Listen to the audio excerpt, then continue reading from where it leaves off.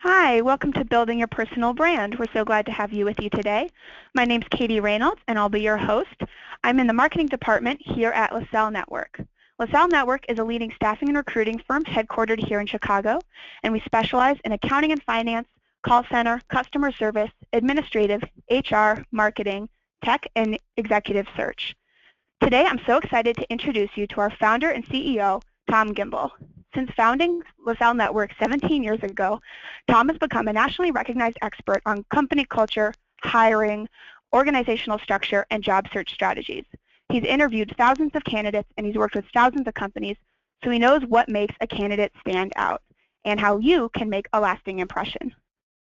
If you want to get the most out of the webinar today, we encourage you to participate with us.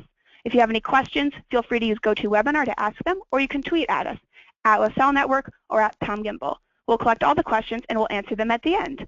If you do decide to tweet at us, we encourage you to use our hashtag, #BrandYourself.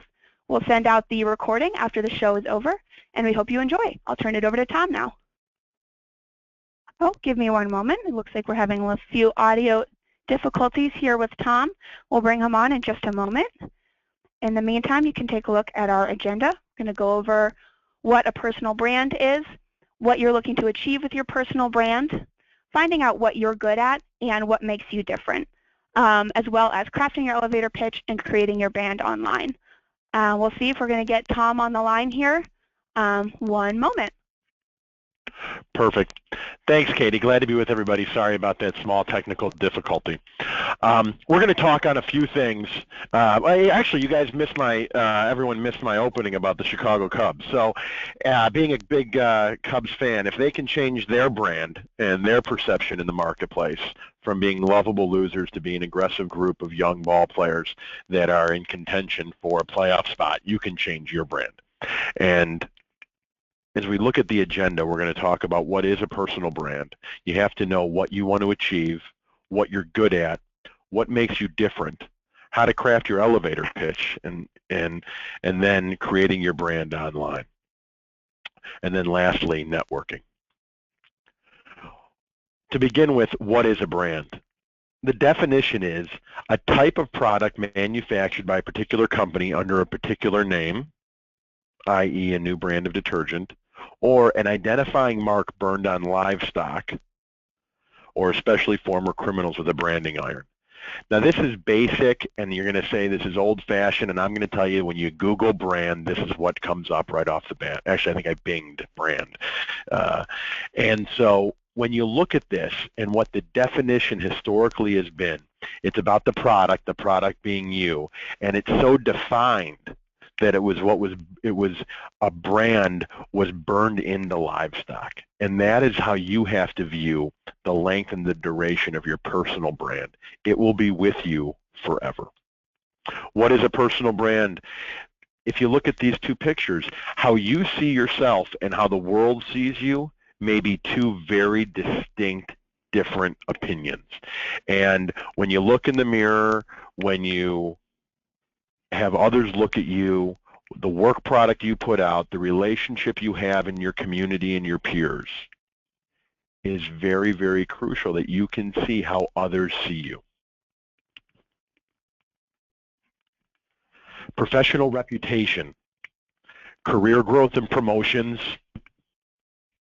industry, hard and soft skills, professional network, awards, past companies, expertise. All of these things from professional reputation basis are crucial to establishing your brand. What brand do you really have if you're not growing and getting promoted? Do you want to stay in the industry you're in? Are your soft skills developing as quickly as your hard skills? Any awards that you have you been recognized in your industry by your company? Past companies and the reputation you have there, and expertise. Now, I use expertise lightly because I don't think any of us are really ever going to be experts for 20, 30 years of doing things. However, there's a level of expertise compared to your peer group, and that's really what we're striving for. Don't get a failing grade in knowing you. And this is something I preach all the time, whether it's people interviewing with us or when we're doing our jobs, but you need to know what you've accomplished. If you can't talk about the promotions, the accolades, the responsibility you have had, then did they really happen? That's the brand that you're creating. Do you know the industry you're working in? Do you know what your skills are? If you can't recite the things that you've actually accomplished, then you failed knowing you, and your brand will be more smoke and mirrors than substance. Now, we're talking about any brand, right? Whether it's the best brands of our generation, the Apples and the Nikes and the Starbucks, right? There's substance behind those brands. And the brands that have been fly-by-nights, the dot-coms that went bust, right? There was no substance behind the branding. And when you're looking at your own professional career and where you're going to grow, it's having that substance is absolutely crucial. But you've got to make sure and remember, it's easier to remember the truth than it is a lie. And so you don't want to make fake accomplishments up just to enhance your brand, because it'll come back and bite you somewhere down the road. Your personal characteristics: honesty, creativity, analytical, communicative, open, efficient, concise, ambitious. You want to have personal characteristics that combine with your brand, but you don't want to confuse how you are personally or socially with people by what is actual reality in your professional. So a lot of people will say, I'm an extremely loyal person. However, they're switching jobs every year or 18 months. You might be loyal to your friends, you might be loyal to your family, but you're not showing loyalty to your company. And when you're establishing a brand, you want to make sure you're using words that actually identify with your professional characteristics. Your online image, basic stuff that we think about every day. Your photos, your social profiles, are you engaged in communicating? Are you making posts? Networking, reach, community. But you've got to look at that, and again, how you want to be viewed. And everybody, there's a million different opinions in the world, and you've got to figure out who you want to appeal to. And when you're creating a professional brand, the question is, why do you want to have a professional brand?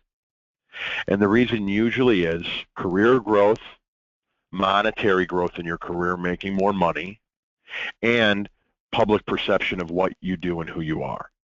And if you're doing those things, the online image has to mirror that. And if all your posts on Facebook and Twitter are about silly things that don't push your career forward, you're conflicting with the brand you want in order to move your career forward. So what do you want to achieve? Step one, job seekers' main reasons for looking for new opportunities. And this was taken from Career Builder's 2015 Candidate Behavior Report. The overwhelming thing that people want to achieve from job seekers is more money and a base salary.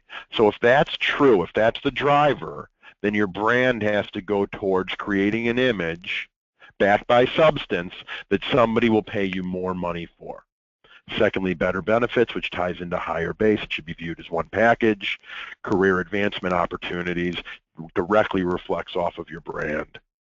Personal growth for potential, obviously, is a brand driver. Work-life balance probably goes a little bit counterintuitive to establishing a stronger professional brand. And then working for a prestigious company, which is, the more prestigious and well-regarded the company, the more selective they're going to be, and the more that hiring somebody who's got, if not a strong personal brand, a non-negative personal brand is important to that company. So what do you want to achieve? What do you want from your personal brand? But then, what are you willing to sacrifice? So let's go through this for a second and say that you create an overwhelmingly positive personal brand, that people view you as an expert, you are viewed as a thought leader, and then all of a sudden, people regard you in a different light. And the best possible scenario is you get more money and promotions from your personal brand. If that happens, all of a sudden your workload increases. You're in associations for your industry. All of a sudden they want you to come and speak. Your workload increases.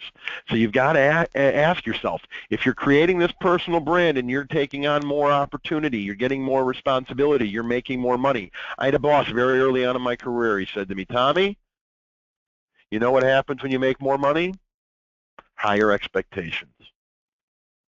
I've said that to every single person I've ever given a raise to in 20 years. I firmly believe it's the truth. And when you're going through to create your personal brand, You have to look at what you're willing to sacrifice, because if you do it right and if there's substance behind the sizzle, you will have less time on your hands. So what are you good at is step 2. What do you love to do? Do you like writing? Do you like being a mentor? Are you creative? Do you come up with new concepts? Are you inventing theories about how your business, how your job, how your industry is done? It depends on where you are in the food chain in your career. Number 2, what are you good at? Performing under pressure, collaborating, attending to details. So when you're going to figure out what your brand is, are you a turnaround person? Are you a crunch time person? Are you a leader on a team? Are you part of a team? How about attention to details? The most overused phrase of any job seeker in the world is attention to details, because the majority of people still have at least 1 or 2 typos on their resume. They miss something on a presentation. They don't get things done perfectly. So how much attention to details does everybody really have? So be careful with your word choice of what you're using. And then what do you value? What's important to you? Because if you're creating a brand for you, it's usually going to be tied to the company for which you're doing it, and being honest about that. And then what makes you different? What makes you stand out? What sets you apart from other people? In the majority of companies, right, unless you're a C-level title, the majority of people have somebody else doing their job. And the question is, how do you compete and compare to those people? How do you communicate? How do you present? How do you interact with others? Do people want to come to you over your peers? That's the personal brand. And so a lot of people think it's about being an expert on social media, publishing articles on LinkedIn, putting the links to that on Twitter, having constant tweets. That's one aspect. That is a marketing aspect of what your brand is. At the end of the day, your brand is your work product. Because if you get hired by a competitor or a different industry or a different company, and they hire you based on what you've put out in the marketplace, and your work product is subpar, you'll just continually be reinventing yourself. You've got to work on getting your skills to be perfect and owning it. It's crucial. And when you look at people who've created brands, and they've been tied to the products and or companies that they've had. So you have Steve Jobs, right? And it was a different world and a different economy at the time when he started Apple, and he dropped out of college to do it, and he took calligraphy courses, which then became the different fonts that they have at Apple, and those stories are wide told. But today, what his brand was creative design and perfectionism. And a lot of people didn't want to work with that environment. It's been long told that he got fired from Apple and brought back. But his brand was one of unique, and at the end of the day, his brand was being a jerk, being very challenging to work with. And it worked for him because he was in a different echelon. And what happens is that the common person, present company included, is that we can't compare ourselves and our brands to the best in the world, because those are the outliers. And what we have to look is how our brand compares to the people at our level, 1, 2, 3 levels above, and where we can go. Same goes through with somebody like Oprah, who created her brand. And as a talk show host, she killed it. She had a brand. She became, arguably in certain rankings, the 12th most powerful woman in the world, one of the richest women in the world. But where is her brand as a television station owner in the Oprah Winfrey Network? The brand has changed, but hasn't lost value. So as a talk show host, her brand was real and it was pure because she opened herself up and showed vulnerability. And that's what differentiated her against her peer groups and created a brand that allowed her to go out and do all these other things. So again, we can't compare ourselves to the Oprahs and the Steve Jobs. What we can do is look and say, what did they do? They perfected and honed their craft. Great interviewers, great designers, and they pushed and they pushed, and they didn't delegate the work. Steve Jobs wasn't going home to coach his son's softball team. And Oprah wasn't going to be at every family event that they had. She was working and he was working to push the envelope. And they wanted what came next, which was responsibility, more money, and quite frankly, more work. Crafting your elevator pitch in step 4. Who are you? What do you do? And again, this isn't literally in the elevator, but it's knowing when you're in a social function of how you talk about who you are and what you are. And a lot of times people start with their title. A title is an ego-driven descriptor. It is not.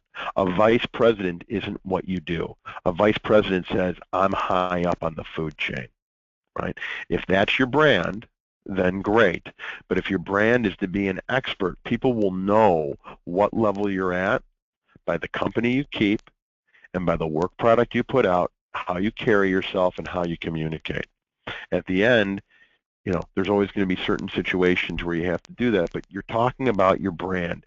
And a vice president at one company is a director at another company, is an managing director at another company. So titles are really not where you want to focus on your brand, but what you've done, what you've accomplished, what clients you've worked on, what companies you've associated with. And if you're really, really good at your job, a lot of the times you're doing it for a company that's having high growth as well. So being associated with the bigger brand can only enhance your personal brand. Again, you're always looking to perfect your skill set. So you're crafting your pitch, and you have a bacon, lettuce, and tomato sandwich. The BLT. B, you have to believe in what you're pitching. You have to believe in you, in the work you do, in the company you do it for. How believable is a brand that is awesome at what they do, and they do it for a company they don't believe in? Terrible. Absolutely terrible. A good product at a bad company is a bad product, and you want to make sure that you believe in what you do and where you do it. Love what you do. Passion shines through, and in creating your brand, how can you really be an ambassador of that brand if you don't love it? If you can't talk about what you're great at and have passion for it. And then talent. It goes back to building that skill set. Practice, practice, practice. Building a brand and having the backbone of it is not a 40-hour-a-week, 9-to-5 job. It is a 24/7 belief that what you are doing is real and important and that you're great at it. And you want to constantly perfect that talent. It's crucial. My personal elevator pitch, right? So when I'm describing myself, I'm the founder and CEO of LaSalle Network. We're a recruiting firm. I've got 20 years of experience. I've been a contributor to major publications, Fortune, Forbes, New York Times. Since I founded LaSalle, we've been on 9 years in a row on the Inc. 5000, and we were ranked the #1 best and brightest company in Illinois. Right? I have factual content that lends credibility to who I am and what my bigger brand, my organization, has accomplished. And when you just say, I'm Tom Gimbel, I'm a marketing director, and we've rolled out 2 brands, there's no substance to it, because what did those brands accomplish? Did they take market share? What has your company done? Have they grown? What awards and recognition have they gotten? Right? I think those are the things to look at of where you contribute and what you get to do. And it takes years to create a brand. I've had my company for over 17 years. And in doing that, it's trying to establish comparatively to your peers how you separate yourself. Creating your brand online. So if you're searched by Google or Bing or what have you, LinkedIn, Twitter, Facebook, right? There's obviously other sites and different ways to look people up, and if you connect your personal brand to your corporate brand, you can talk about Glassdoor, and you can talk about Yelp and different things. But the 4 ways from a personal individual brand are internet searches, LinkedIn, Twitter, and Facebook. Why are hiring managers searching for candidates online? Right? So I'm not talking about being on Career Builder or being on Monster or Dice or the Ladders or what have you. I'm talking about why are they online on one of these social media venues, or why are they doing internet searches? They are looking for information that supports their job qualifications. right? They want to know what it is about you. They're looking at your professional portfolio on LinkedIn. They're looking to see if there's anybody you may have in connection with them that they can do a soft reference without having to call your employer. 37% are seeing if other people have posted about this candidate. Is there anything negative about you? Have you ever been arrested for a felony or a misdemeanor? They're looking. They want to know. Have there been any complaints about you? What's on Facebook about you?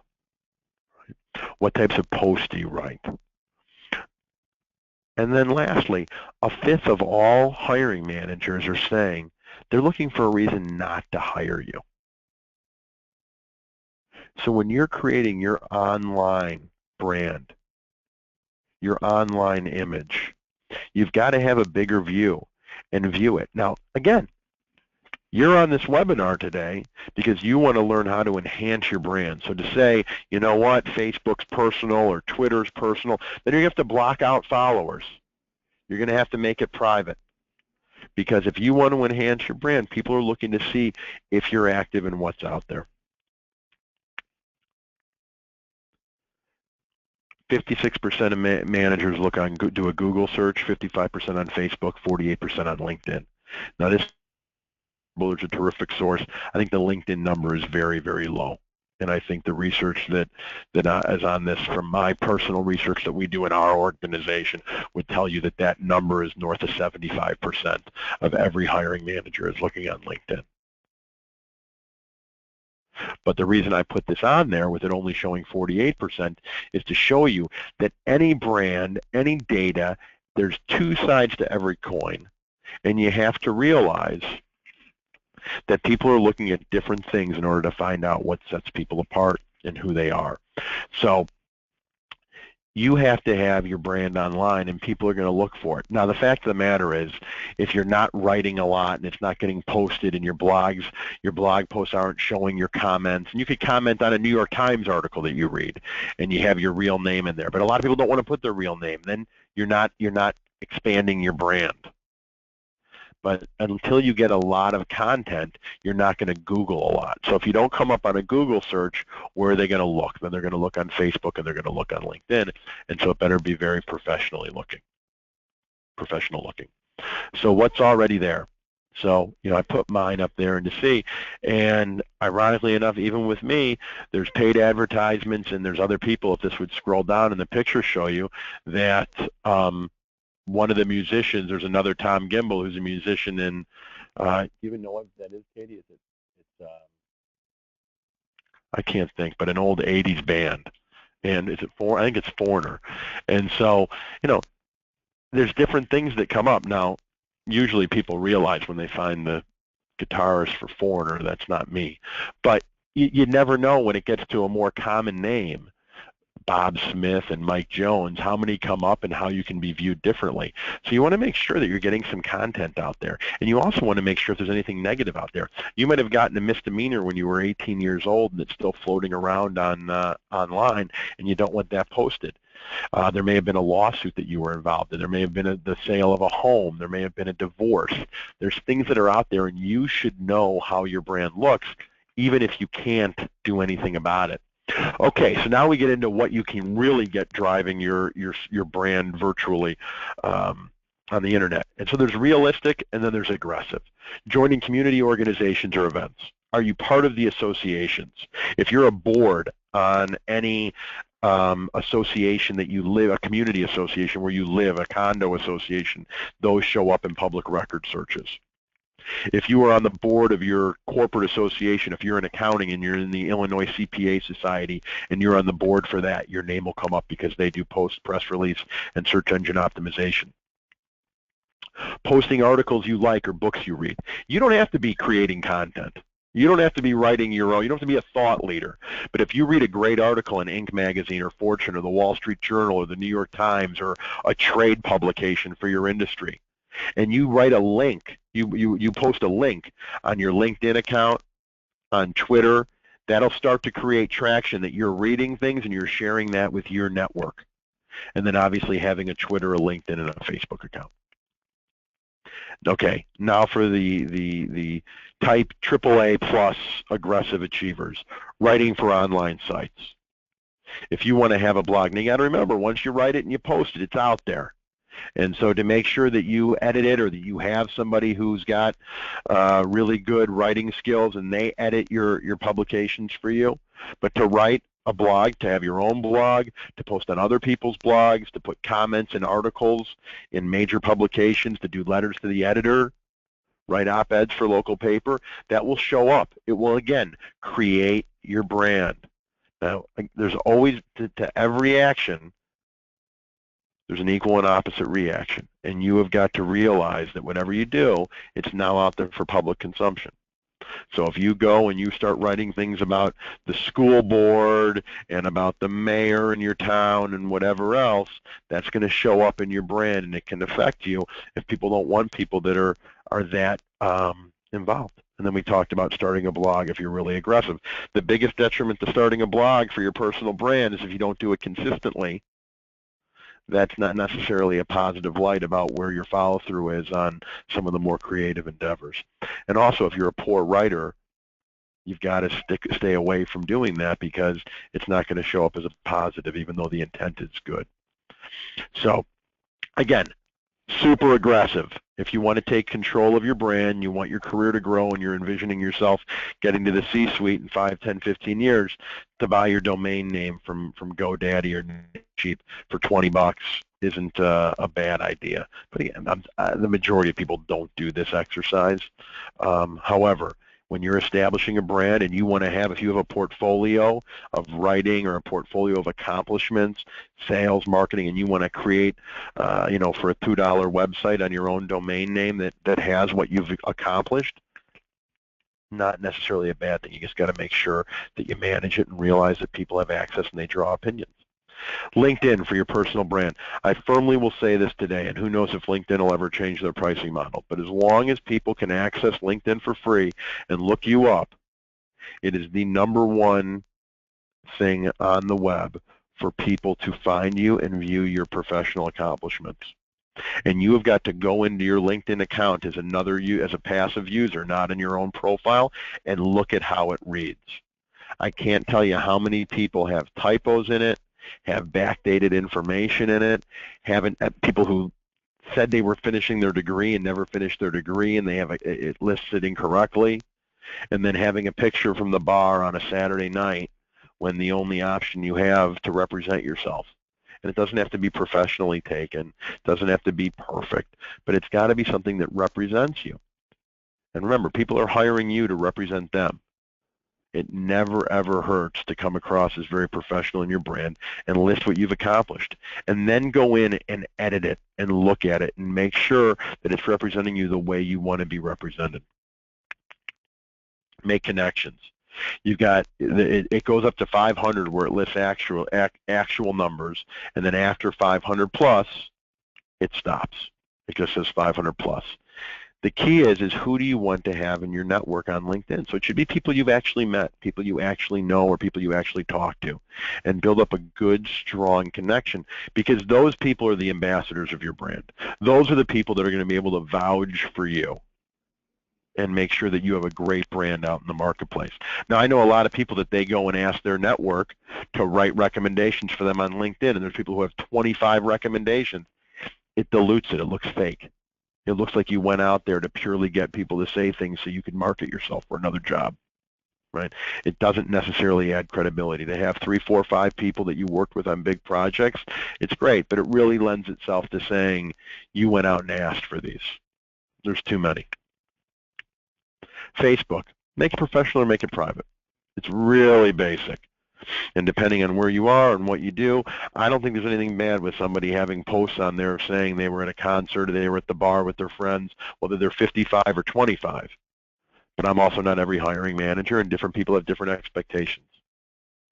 It depends why you use Facebook and how important your personal brand is. Twitter. Really, this is the unknown X factor in your personal brand, is that a lot of companies still aren't using it, and if they're using it, they're using it to post information, hoping people follow. They're not necessarily doing it as research on the individuals that they're looking to hire or engage in business with. But If you're going to use it for professional purposes to enhance your personal brand, have a professional picture up there. Have something that shows that you're using this as a thought leader on issues that pertain to life and not about communicating with your friends socially. Again, I'm giving you an opinion on how not to hurt your professional brand. Doesn't mean that you can't go do whatever the heck you want to do. I'm telling you what keeps it neutral or positive, not neutral or negative. And then make sure that your tweets are appropriate in nature, as people are going to look at them to find out what's going on. Networking. Networking should be a verb, not a noun. And what I mean by that is you are networking on a constant basis, whether you're at your kids' soccer games, whether you're at the restaurant or the bar on a Saturday night, whether you're at an industry function or your cousin's wedding, is that anybody you talk to, you're networking. Who you are, what you do, where you do it, what you accomplished at. And that's the dialogue and conversation you should be having with everybody. And when you don't like talking about what you do for a living, you're not networking and you're not enhancing your brand. So if you're one of those people that likes to leave your job and your career at the office, you're eliminating 2/7 of your week, right? Two sevenths of your week. You are eliminating the opportunity to enhance your personal brand. Because unfortunately, as you want to grow your career, make more money, get more responsibility, it doesn't stop, because you may have missed the opportunity to talk to somebody who could give you the next great opportunity. So what's next? I tend to go a little bit faster than what we usually allot time-wise, which just means you get to finish your Subway sandwich at your desk. So what's next is to download our slides and to watch the recording if that interests you. And again, to follow us on Twitter, Facebook, and LinkedIn, Google+, and continue on that. So I'm going to hand it over to Katie, and if there's any questions, I'm more than happy to answer them for a few minutes. Thanks so much, Tom. We've got a couple questions here. It looks like we've got a wide range of experience in our attendees. We had one attendee ask how you can market yourself when you have a long work record. I can't think of a better way to market yourself than having a long work record. When you have history of career, I'm not a big believer in age discrimination if you know you. Again, not failing you, showing accomplishments, showing success, and creating a brand that focuses on that. And there's, in any society, right, without being too dramatic here, but there's if you go back in time and you study ancient tribes and civilizations, there's the wise leader that people go to for advice, and there's the crazy guy that no one wants to talk to. You've got to realize which brand you want to have, how you behave, how you communicate, and were you actually an expert in your work history after all of these years of doing the job? If the answer is yes, it's a valuable brand. Thank you. And we've got someone else here who is, it looks like, a college career counselor, and they're curious how they can help their students create their personal brands when they're recent grads, and they don't have, it's almost exactly the opposite, they don't have that background. Yeah, I believe this is probably one of the more challenging things, and I don't think this has anything to do with the millennials, right? I'm a big believer in millennials. I love them. I think this has to do with being in college and not being in college and being 22, and whether you were 22 in 1953 or you're 22 in 2015, it doesn't make a difference. You think you're indestructible and that nothing's going to catch up to you and the world is your oyster. And the latter is probably true, but the former isn't. And so I think the best thing you can do is probably do some research, and there's a lot of publications and articles that have been written about people who posted things on social media that's ruined their career. And with college students, it's probably fairly easy to use athletes in that regard, because the majority of them are so into the entertainment and the sports culture. And there's so many. I mean, there was just a case the other day on ESPN where one of their personalities has on video was caught saying things and mentoring kids about or young athletes about what they should do and if they ever get in trouble with the law, and it's gone viral on that. You've got to point out to kids that they may not be famous, but if they post a tweet that's derogatory about somebody as an individual or group of people, that's not going away even if they delete it. Someone's taking a screenshot of it.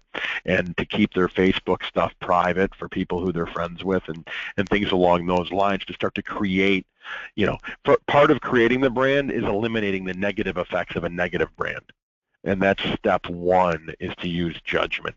Then it becomes, if they're actually interested in something, to start creating and commenting and doing research on companies and industries and writing on blogs and putting content up and reading articles that pertain to the industry they're interested in. Great, thank you. We actually have a couple attendees who are very curious about how building a personal brand applies to career changers. We've got one who says that she has spent 5 years as an EA and office manager, but is now trying to transition into an HR role. And I think we'd love your 2 cents. It's an interesting question. I think the analogy I will give you is if all of a sudden Coca-Cola starts producing cars. Do you want to buy a car from Coca-Cola? It doesn't mean that the technology isn't good. It doesn't mean that the product isn't good, and it doesn't mean they haven't learned how to market it, how to brand it, and how to distribute it around the world. But your initial thought is they don't know how to make cars.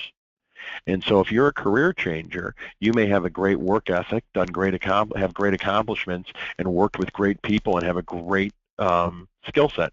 So you've got to realize that you're creating a new brand from scratch. And in order to do that, you've got to figure out how to get somebody interested in buying that product. And that product is you, and you may have to take a step backwards financially in order to get your foot in the door and then to establish a brand. But the number one thing you need to do is to start learning HR on your own. Are you taking classes at the local college? Are you taking the certifications to become a human resources expert? So if you have all that before, it's easy to say I'm an executive assistant and I want to get into HR. It's hard to go take classes while you're an executive assistant in human resources and pass the human resources certification and then go and apply for jobs. That's hard, but that's establishing a personal brand. Thank you so much, Tom. I've got a couple more questions here for you coming through, and then we'll wrap up. We had someone ask how you can translate your personal brand if you're changing locations. I think they're planning to move cross-country, and they're curious how they can kind of establish that personal brand in a new location. Well, that's the best thing about the internet, is that it doesn't know where you live. Well, it knows where you live, but the people who are on the internet don't know where you live. And so when you have your personal brand and you're creating yourself as an expert at a company, in an industry, in a skill set, you could be working for a company living anywhere in the world. And so you want to continue to create your brand, doing what we talked about earlier via social media, articles, posting updates. But then when you're going to a new city, you want to get involved in local community aspects, whether it be associations, trade groups, what have you, that allows you to start contributing in those things that helps establish your brand. Thank you so much. One final question, and then we'll probably wrap up. Someone is curious if they currently have a negative Google result on their first page. What can they do to push that down or to get rid of that so that doesn't show up when hiring managers are looking? Well, I'm not one to be the moral or ethical police on this thing, but I think if you've done something that isn't a positive, you're going to have to own that. And at some point in time, someone's going to find it somewhere. So you better be prepared to talk about it and defend that aggressively and understand the situation, but you have to own it. Secondly, again, I'm not a lawyer, but if it's a legal issue, to work on getting it expunged so it doesn't exist anymore. Third is there's companies that are out there to help you clean up your online profile that you can hire. And fourth is, if you want to move it off of page one and get it down, you've got to get publications, and you've got to get other things that have your name in the public record, so when it searches, it comes up more frequently. Thank you so much, Tom. I think that's all we've got time for right now. Thank you all so much for joining us. I'll be sending out a copy of the slides that you can check out after this is over, as well as a recording if you want to listen again.